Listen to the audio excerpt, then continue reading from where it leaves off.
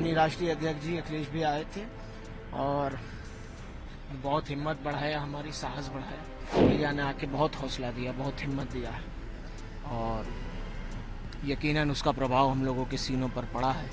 उनकी गोद में है जो उनके अपने हैं, चाहे सौजाती गुंडे हों, चाहे माफिया ब्रजेश सिंह हो, चाहे माफिया त्रिभुवन सिंह हो, चाहे और भी, उन पर कोई कार्रवाई नहीं होगी। उनकी गाड़ी की तलाशी भी नहीं ले सकता है कोई।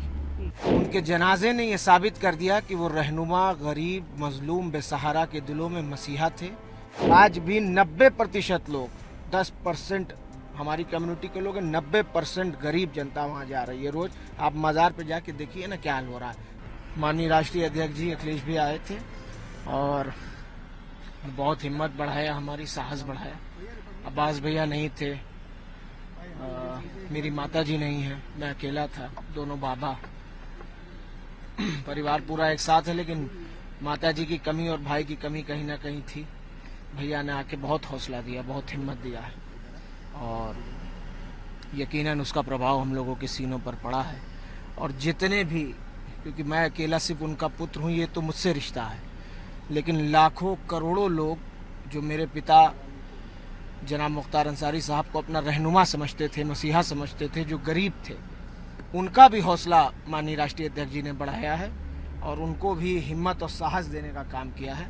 और हम इसका प्रभाव हम सबके सीनों पर, हम सबके दिल पर पड़ा है। निश्चित तौर पे ये मुश्किल की घड़ी है, लेकिन आगे का रास्ता आप किस तरीके से देखते हैं? क्योंकि जो यूपी गवर्नमेंट है वो लगातार एक तरीके से हमलावर बनी हुई है। खुद सीएम योगी आदित्यनाथ इस तरीके के बयान दे रहे हैं कि जो भी इस तरीके का कानून व्यवस्था में बाधक बनेगा उसका राम नाम सत्य कराया जाएगा। तो इनकी पूरी जो बयान है उसको किस तरीके से आप देखते हैं? देखिए, हम तो ये कहेंगे कि जो उनकी गोद में है, जो उनके अपने हैं, चाहे सौजाती गुंडे हों, चाहे माफिया ब्रजेश सिंह हो, चाहे माफिया त्रिभुवन सिंह हो, चाहे और भी, उन पर कोई कार्रवाई नहीं होगी। उनकी गाड़ी की तलाशी भी नहीं ले सकता है कोई।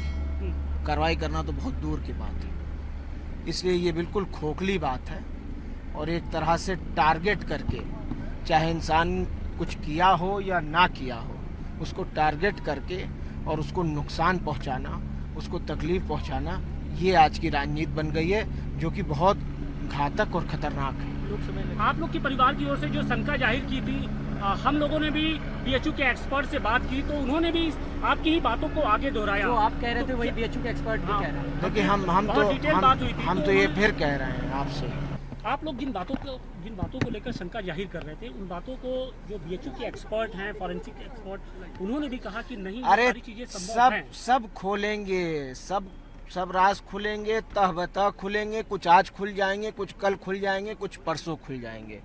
और अफजाल बाबा ने कहा भी है ना कि जो पॉइजन से किसी की अगर मौत हुई हो, 5 साल, 10 साल, 20 साल बाद भी उनका डीएनए और सब कुछ बता देगा कि क्या हकीकत थी। आज लोग छुप लें पर्दे के पीछे, लेकिन कानूनी रास्ते से हम लोग अपनी लड़ाई लड़ेंगे।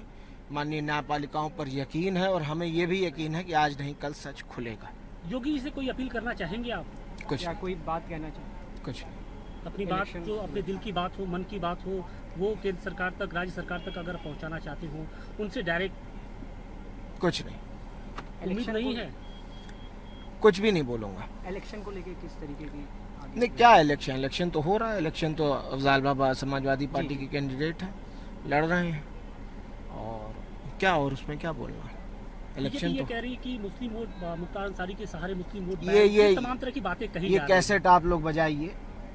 अब उनके जबान में हड्डी नहीं होती, कोई कुछ कहे, लेकिन उनके जनाजे ने ये साबित कर दिया कि वो रहनुमा, गरीब, मजलूम, बेसहारा के दिलों में मसीहा थे।